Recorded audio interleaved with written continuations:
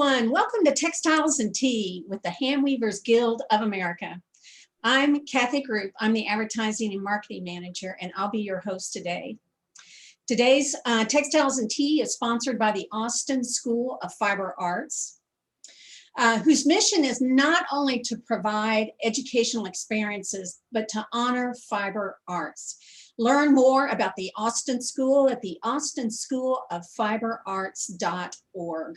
We will have questions as usual today, and if you would, please put your questions in the Q&A and not in the chat. I don't see them in the chat, but we love your comments. We love the information that y'all share with each other. That's great. But if you have a question, please put it in the Q&A. Today, we have Julie Kornblum. Julie earned her BA in art and a concentration of fiber and fiber arts at the California State University at Northridge. She attended the Fashion Design School at Los Angeles Trade Technical College and was a pattern maker in the garment industry. And then she taught at Otis College of Art and Design. Julie teaches fiber-related workshops. Her woven wall and tapestry work has won numerous awards.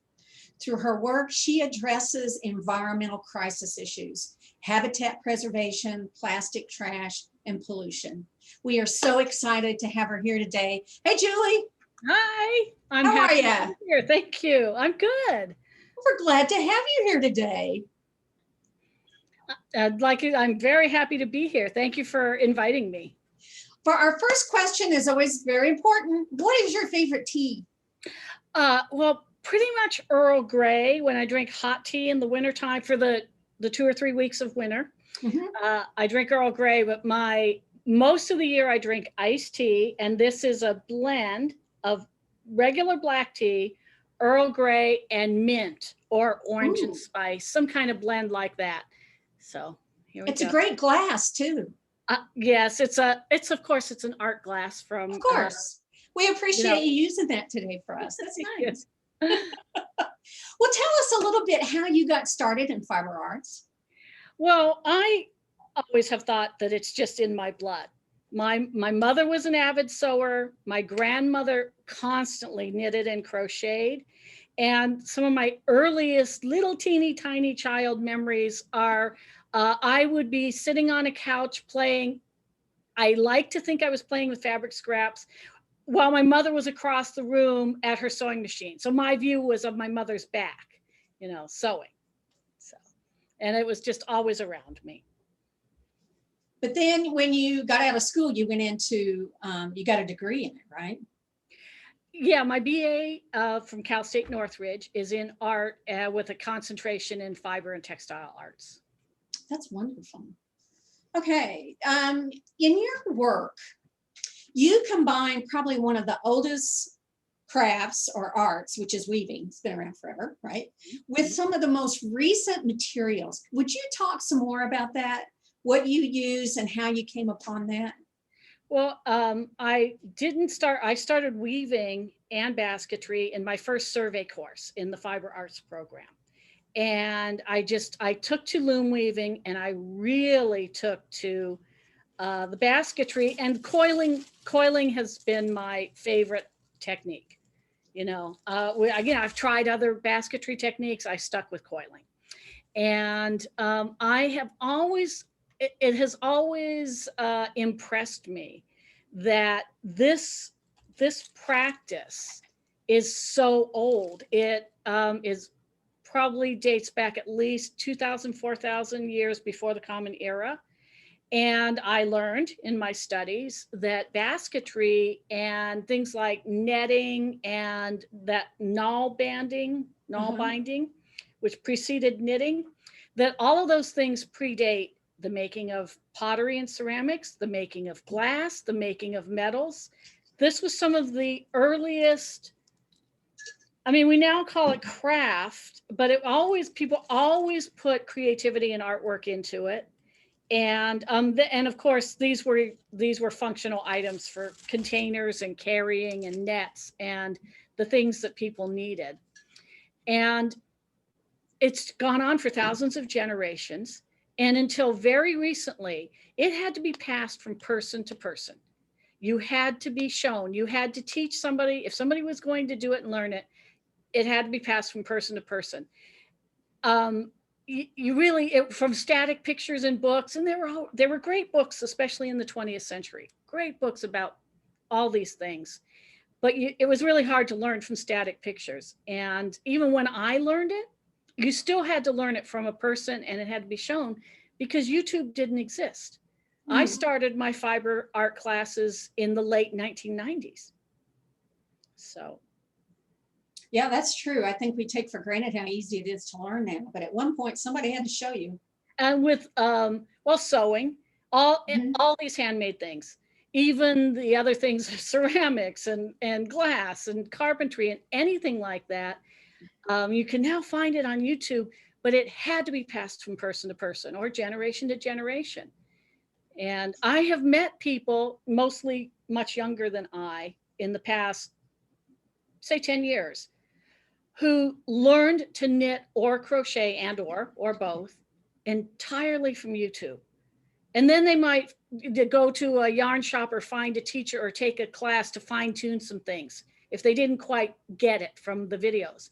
But that was unheard of before. Right, right. Well, you use a lot of found objects, right? And now that's a lot of artists are using found things and recycling, but when you started, that wasn't that common. So what were some of the reactions you got when you were showing your work was using recycled materials? Well, at first, a lot of people didn't know about what we now know, the plastic pollution in the oceans and the concept of the gyres that are created by the ocean currents, and that these are massive natural forces. You know, like the Northern Pacific, the Southern Pacific, the Northern Atlantic, the Southern Atlantic, and the Indian Ocean. And so at first it was making people aware that this plastic was congregating out there kind of like in the center of this massive whirlpool of natural ocean currents. And then people knew about it, and I would talk about it, and they'd say, yeah, I heard about that. And at the same time, a lot of other people started talking about this plastic and other things. And I think maybe I just kind of tapped into a something that was happening among a lot of creative people, was the awareness of the huge amount of waste. And so after people really knew a lot about the plastic, then they would be like, yeah, you know, so a lot of it was saying, yeah, good on you for talking about this and for doing things about this. So mostly everything was, all reactions are positive. Occasionally there would be one that would be like, I would talk about the plastic and how terrible it is. And it would be like, oh, thanks for bumming me out. Well, you know. The most curious reaction was, it only has happened once or twice, where like a curator or the person selecting artwork would select my work for a show, but whoever was sort of in charge of the show would reject it because it's plastic, because it's not a fine craft material, or because it's trash. And some of them, if I find these on the street, they'll be all scratched up, sometimes crushed, you know, oh, this one's crushed. And it's interesting to be rejected for that reason. It's like, but can't you see that it's still fine craft? I mean, I've won awards. I think I can say it's still fine craft, but you know. Well, I'm not surprised, but so where do you get your inspiration? We have two of your works here, Plastic Trees 1 and Plastic Trees 2. So where do you find your inspiration? I mean, there's a great story with these, right? Well, yes. And these, I made these in 2008, and I was preparing for a show. And, you know, I don't know where the ideas come from. And sometimes a lot of times I'm in the shower and it's like, ding, and I'll go and I'll make a note. And then I'll proceed to some sort of sketches as I'm actually beginning to execute a work. And of course, with weaving, and these are overshot weaving, there's a lot of math and figuring things out and figuring out the draft and a lot of technical work. But the basic ideas, knowing that my work is going to be addressing plastic pollution underlying, that's kind of like my basis for where I'm working from. Other than that, the ideas just come to me, and I don't know where they come from. I mean, you know, a lot of people will have a lot of explanations for what that source is, but I don't. Well, tell us about these, because this has a story behind it, right? Yeah, well, and so I was preparing for a show, and I think it was, at that time, we had not passed plastic bag bans in a lot of places, and we hadn't passed one here. I think that in Great Britain, they had already passed it, and I heard the comment on the news when I heard about the ban. And they had said these plastic bags were everywhere. They were in the hedgerows along the country roads, and they were just everywhere. And hearing that made me recognize them, or helped me recognize them in my own local environment. Mm-hmm. And, you know, you would drive down the street and there'd be a tree planted on the street. We have a lot of street trees, and they're not super huge tall trees, 30 or 40-foot trees. But there'd be a bag caught way up in it, flopping around in the wind, and you can't get to it. Or on some fence or something that's not really a particular person's property, or it's unclear who's responsible for that property, and they just stay there for months and months and months. And then I had gone down by our river, the Los Angeles River. There's an area where it flows into a big flood control dam. And right before that, it's got a natural dirt bottom, but famously the LA River is a cement ditch. And that controlled the flooding so that the entire San Fernando Valley could be built, you know, lots of housing. And in this part that flows into the dam, when it rains a lot, the water rises really high.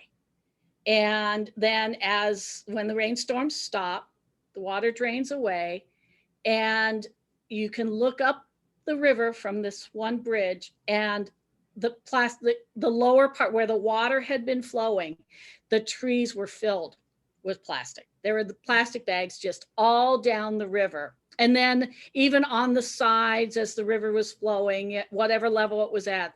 And so that really gave me the idea for plastic in the trees. Well, I love that. Your work is really colorful. Like this next piece called Kitchen Basket.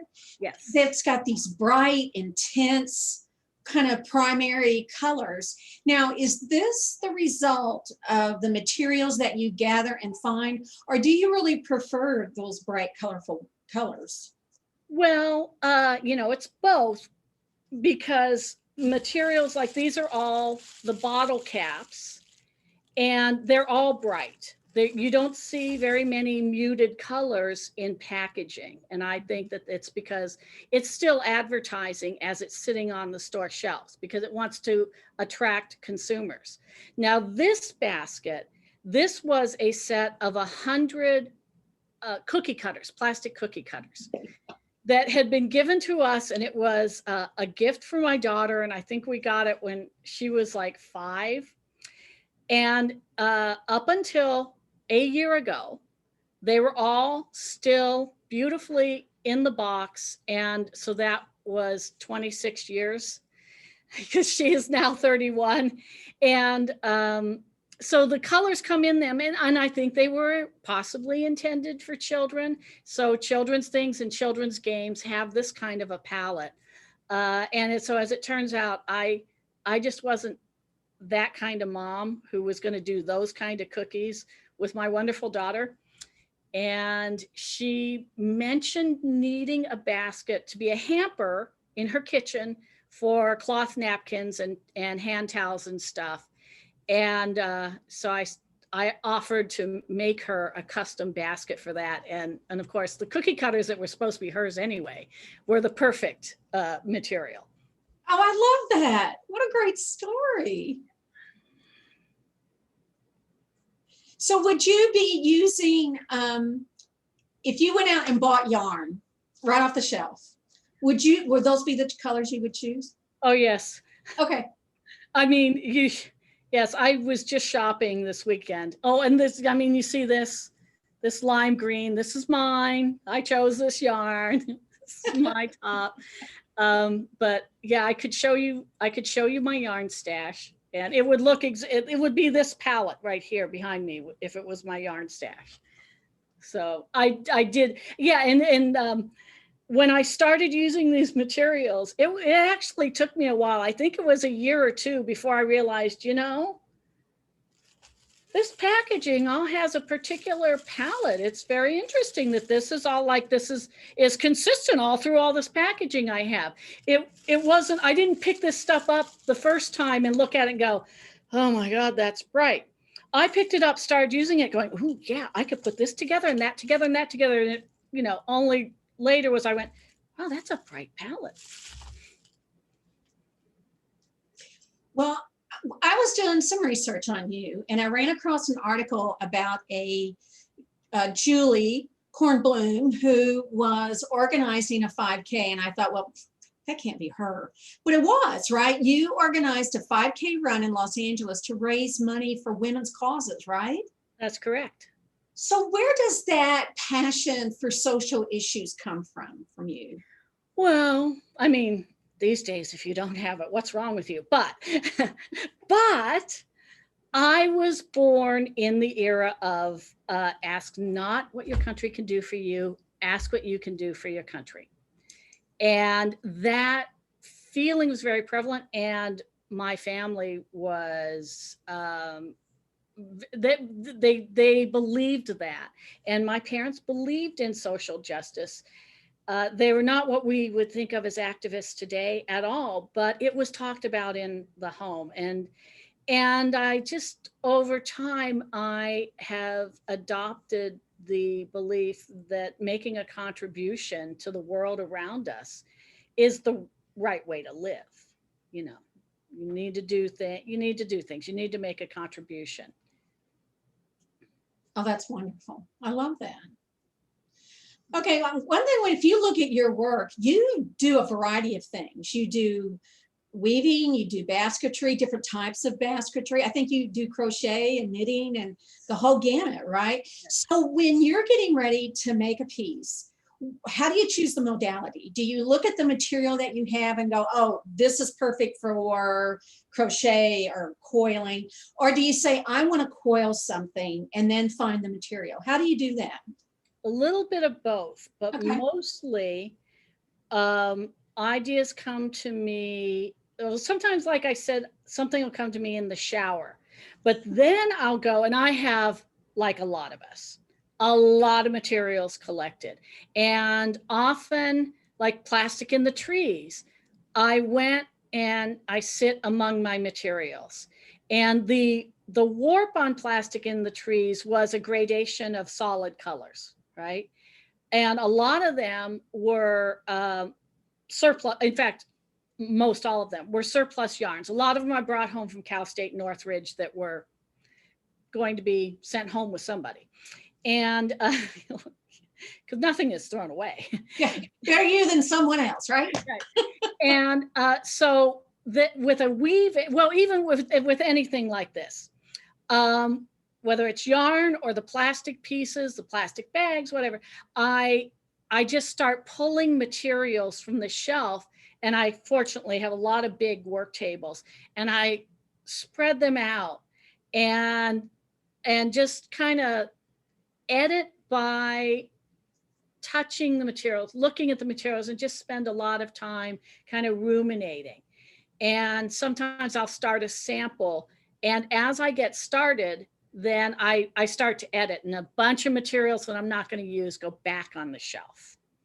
And like with weaving, that you have to figure out the draft and everything. So then there will be that kind of technical work. But really, I develop my ideas by sitting among my materials. It's like you're one with them. They talk to you and you talk to them. Absolutely. I talk to them. It's telepathy, because That's, I spend a lot of time when I'm doing that kind of work, Uh-huh. that the developing of the ideas, it's like writing, on the computer or something, composing words. Ah, No music, no podcasts, no books on tape. That is silent work because it takes concentration. But then once I'm into it, then I'll be listening to something while I'm working. Once I have it figured out, then, and it's just doing the work, boom, boom, boom, boom, boom.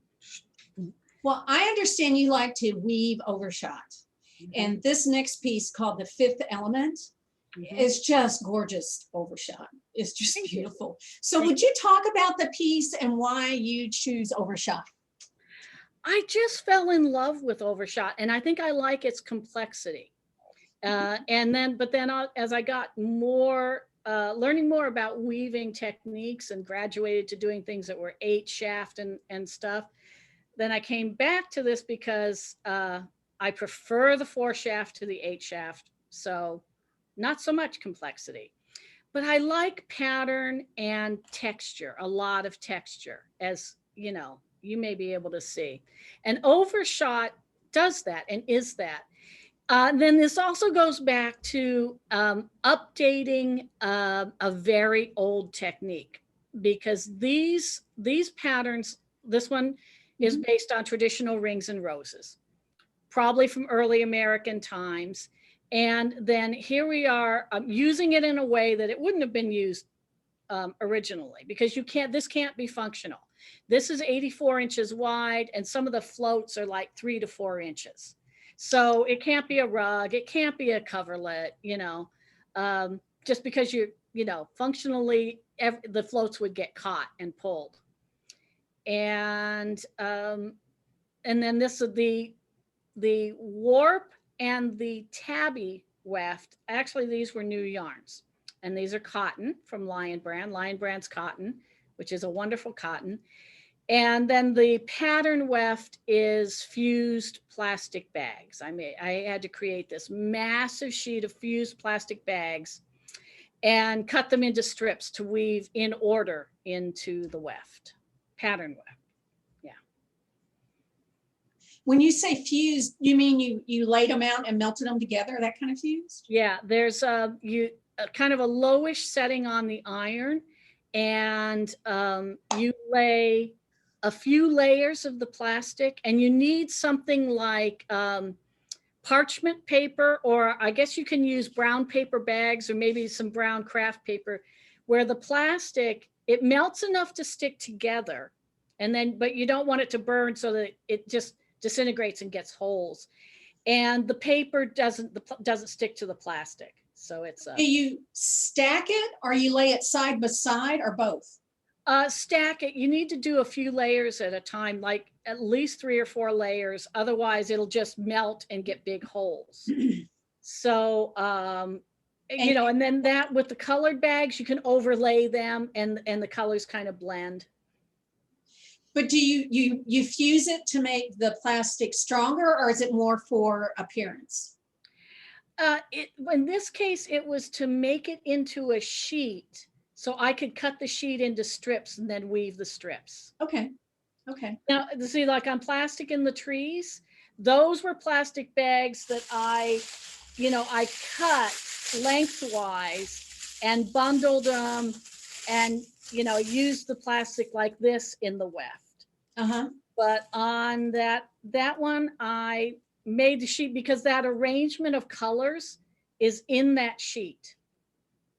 So the pink in the center, and then the blue, and then the other colors out towards the edges, that was like a massive composition. And then I cut it into strips and wove it in order. I bet your workshops are so much fun. Getting to play with all that. What a great idea. Oh my gosh. Well, I have to ask you then, because some of the materials you use are not exactly made for basketry or weaving, like Forever Yours and Attraction. Yes. Right? Yes. So how do you do that?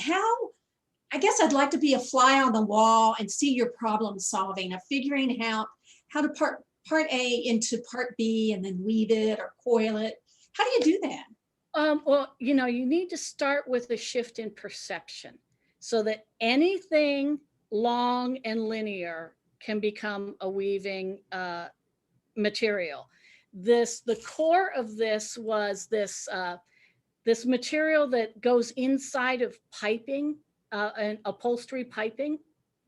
That kind of cord, cotton cord thing? Yeah, and Okay.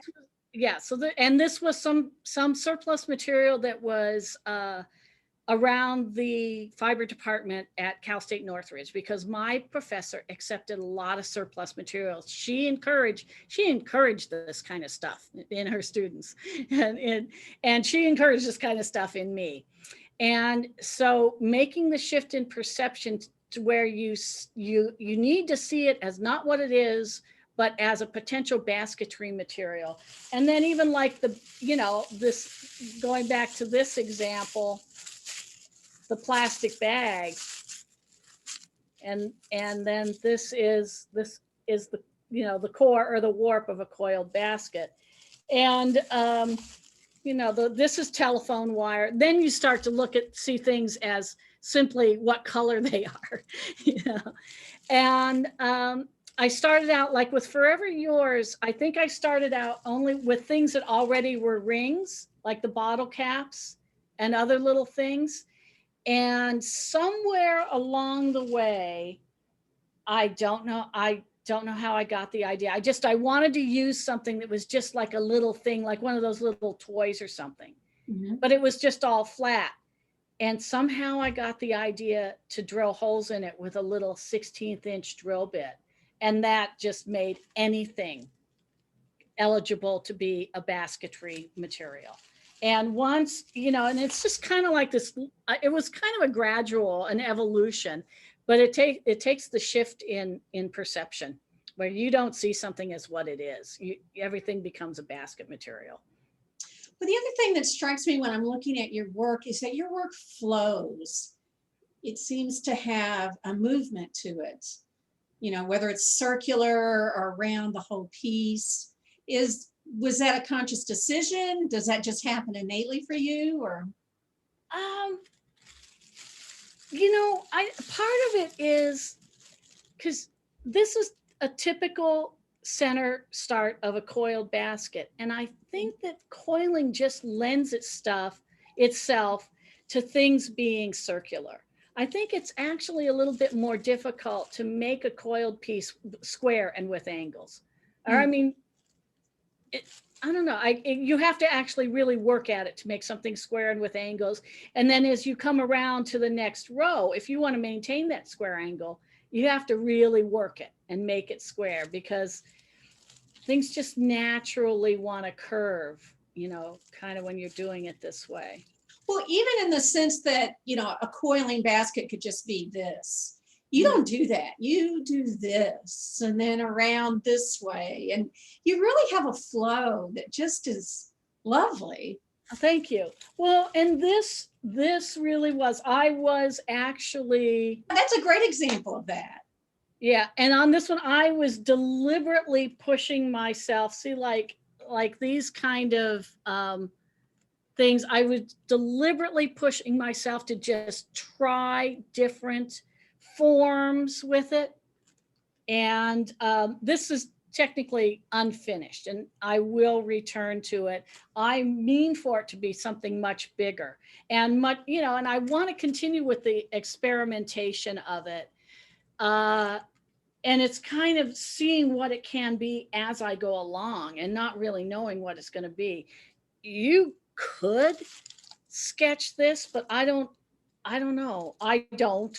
I think some people do. I've seen people with coiling and this kind of thing do things that are like representational. There's somebody who creates almost life-size torso figures. And I guess you would need to sketch that and really, really think about it. But I'm a little more freeform about it and not really planning ahead that much. Well, you mentioned that you were going to come back. Do you find you do that in your work, that you work on something and then you go off and work on something else and then come back to it?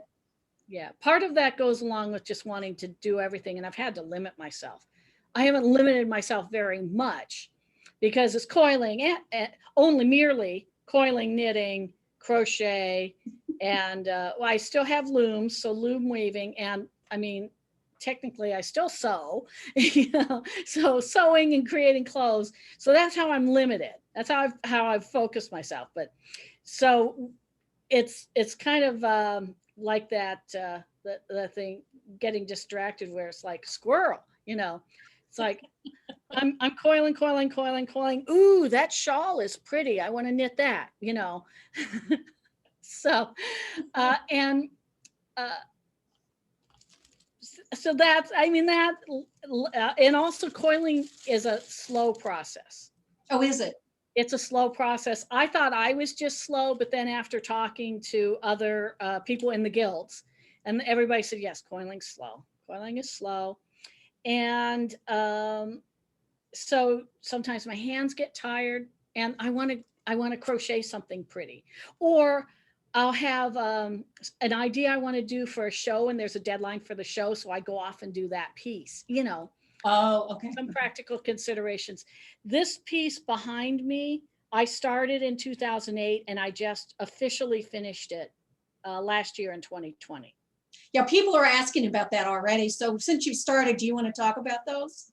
This is called, I can do this a little bit. So this is called Gyre.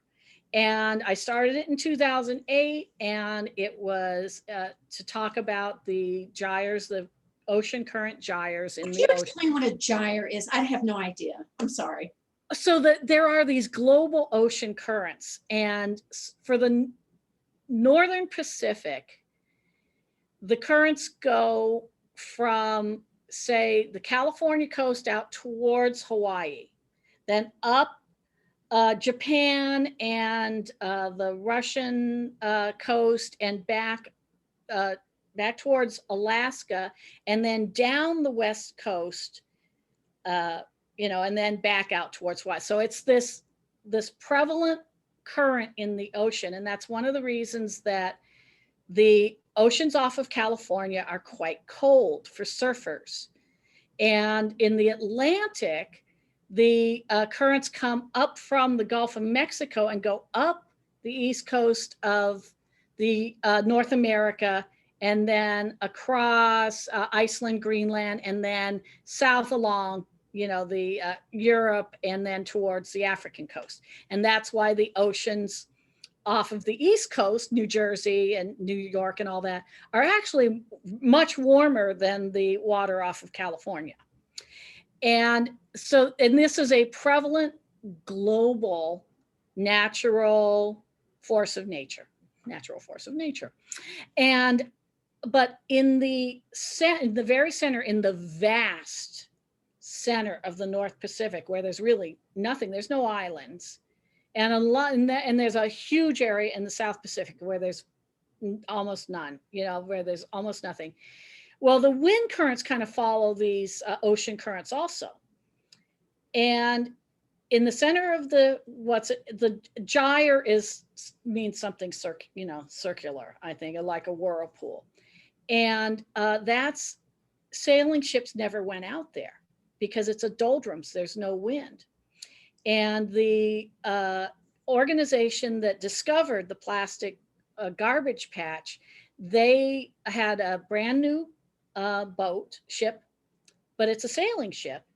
But they took extra fuel, and coming back from Hawaii one time, they sailed out there, and that was when they discovered the plastic patch. And then went on with, and that's more than 20 years ago. I think it's about 25 years ago now. And then doing further research, and more organizations have joined in with this research. And so there's also a gyre in the South Pacific, the North Atlantic, the Southern Atlantic, and the Indian Ocean. And the plastic congregates out there. Although the problem has grown, and the center of the oceans, it's not a patch, and it's not twice the size of Texas. It's thousands of miles of, it's just like a plastic stew. bits of plastic. And And so this work represents that? Yeah, so I started, it's a coiled basket. So I started in the center, and then I started with the plastic, and I didn't set out to do this, knowingly, but the pieces of plastic have gotten bigger as I went, farther as the piece got bigger. It turns out that the junk that's out there has gotten larger in size over the 20 years as well. Mm. But also just plastic breaks down into these tiny, tiny little pieces. And it's really, really a terrible environmental crisis with the fish eating it. Some of them think that the red pieces are shrimp. They eat shrimp. They're eating these, and on and on and on and on. Well, thank you for explaining that. That's a lot. So I know you teach a lot. How has teaching impacted on you as an artist? Interesting. When I started teaching sewing to fashion design students, and I had to make samples. I would practice my lesson, so I had to make a sample and then have a sample to leave pinned on the board for the students to look at, and then I would make a sample in class. Well, my own sewing that I was doing at home got neater. I mean, I got neater and better, and putting better quality into it. The same way I was showing my students and saying, no, you need to try and improve your quality and your skill on this. I think in years before doing that teaching, I had let myself get a little sloppy on my sewing and taking shortcuts. And that has stuck. Now, when I do any sewing, I do it, to the level that I would have wanted my students to be doing. Mm-hmm. And with teaching basketry, or even anything in weaving, but I learned that I have become more, I don't need to be guarded. I don't need to guard my process. I don't need to be jealous of what I do for fear that students are going to copy me or do work that looks like me. Because, well, coiling is basic coiling. There's no secret. There's no process to guard. But when I'm doing, this kind of stuff, part of it is I can't explain my thought processes. I could show and I could say, well, see, look over here, I did this, and you could do anything you want. And over here, I did this. And big experimental, I could show this. I could sit and coil and have them watch me all day. I could, as they're working, make recommendations. Well, you could do that. You could, do this weird thing or think about it differently. And it's personal. It's something in your brain that's connected to your hands. And those students are never going to copy my work or do work that looks like me. So that's kind of freeing. I don't need to be guarded and jealous and think, ooh, my process is secret. Because it's not, Well, and I think you have to factor in that you're a very giving person too. It's obvious in your passion for the environment and other people. And I just see you as a very giving person too. Let me ask you this. If you weren't an artist, if you weren't doing this artwork, what do you think you'd be doing? Writing. Writing? Yeah. Oh, really? All right. I ask everybody this. When's that book coming out? Oh, I don't know. Would you write a book? And on what?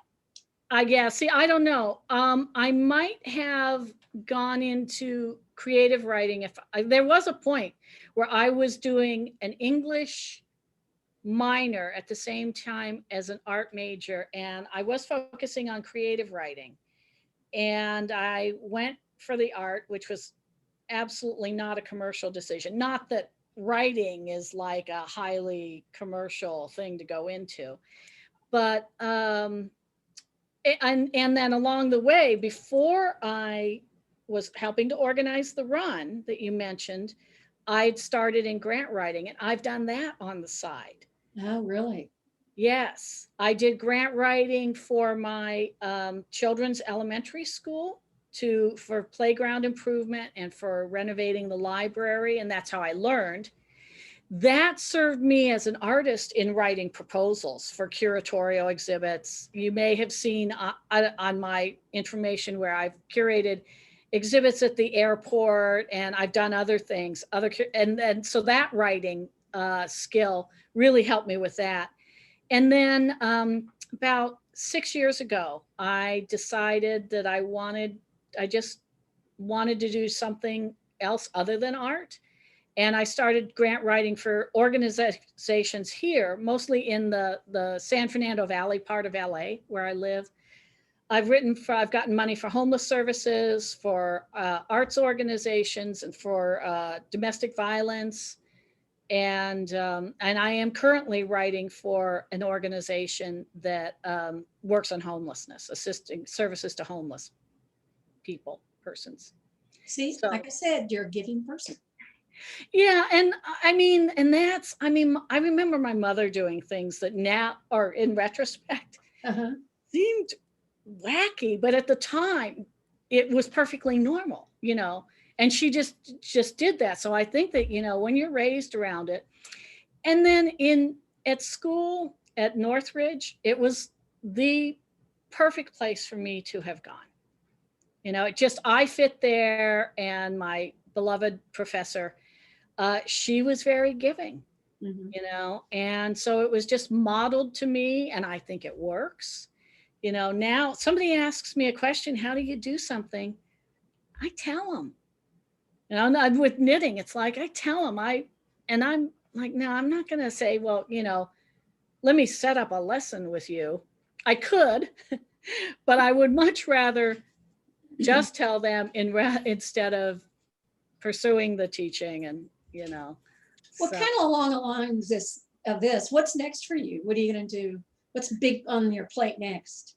Right now I'm mostly considering just continuing, just being able to continue doing all of this for as long as I can is a pretty substantial goal. But I definitely want to continue with the basketry. I love knitting and crocheting, and doing the work that makes a contribution to society, the grant writing, is very satisfying. I don't know anything about like anything big like a book, although, it's an idea. Maybe an idea will come to me, and then God knows what'll happen.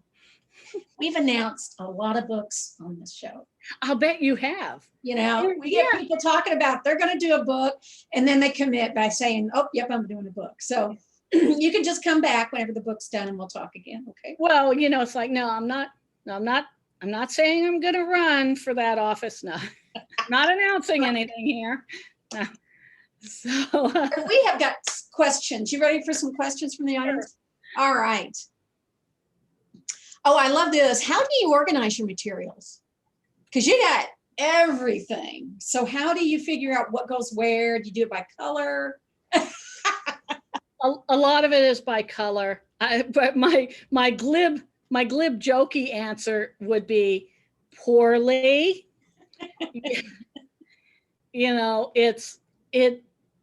I have two. I'm so fortunate. I have two rooms, which were my children's bedrooms, that are now studio rooms.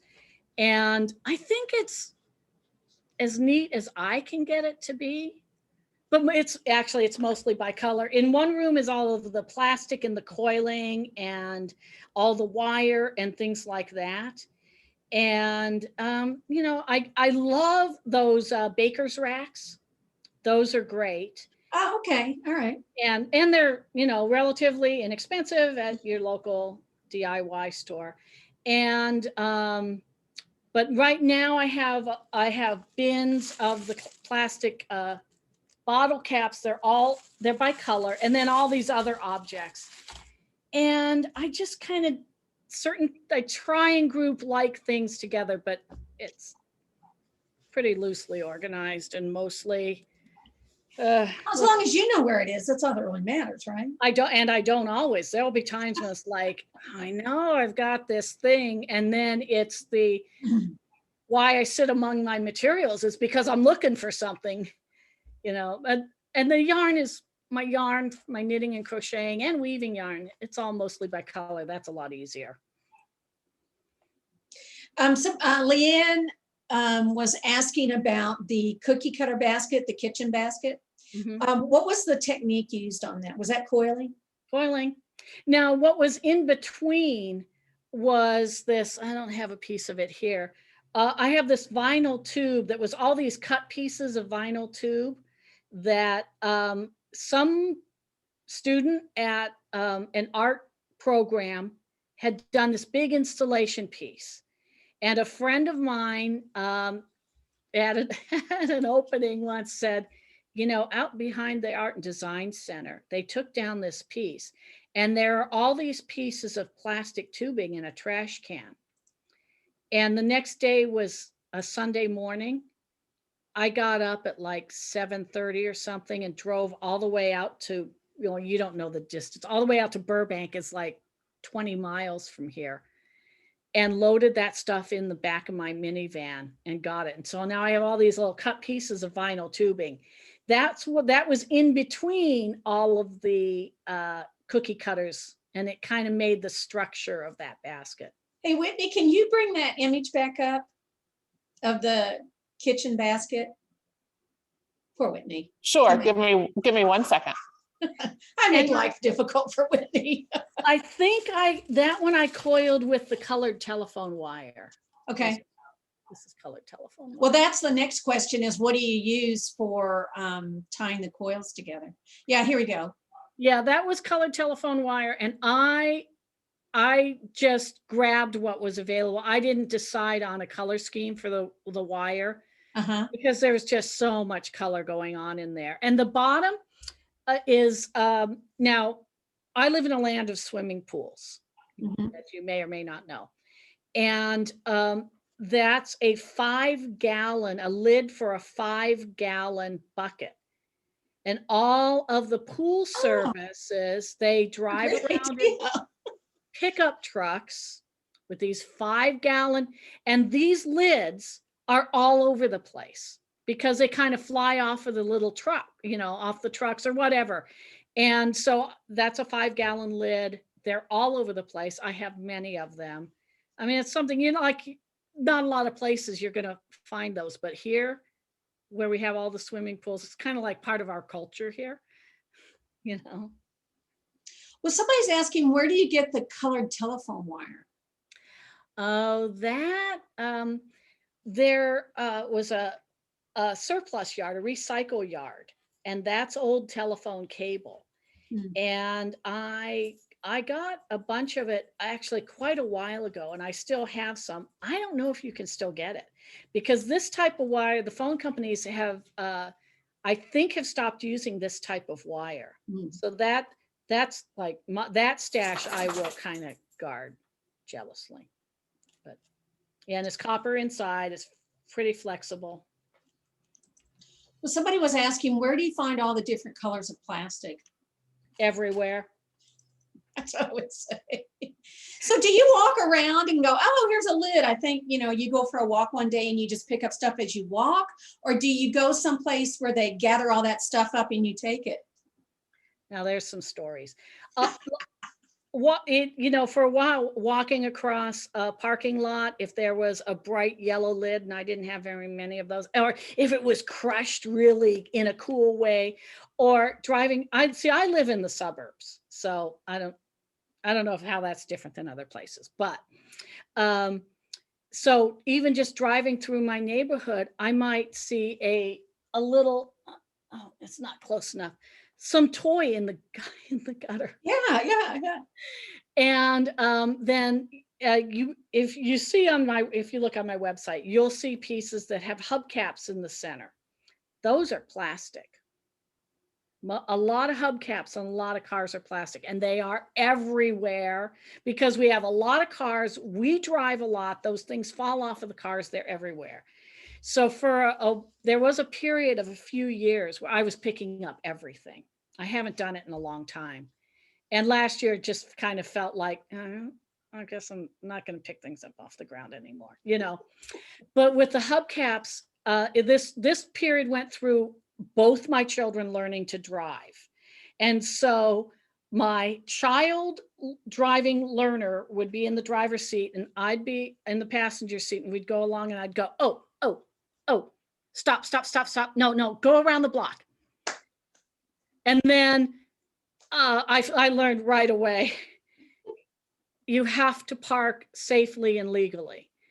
I learned, yes, I learned right away, you don't pull over on the shoulder of the freeway to get a hubcap, because it's just, it's not safe. It's not safe to try to merging back into traffic. Anything that could cause an accident. It's like, oh no, this isn't worth it.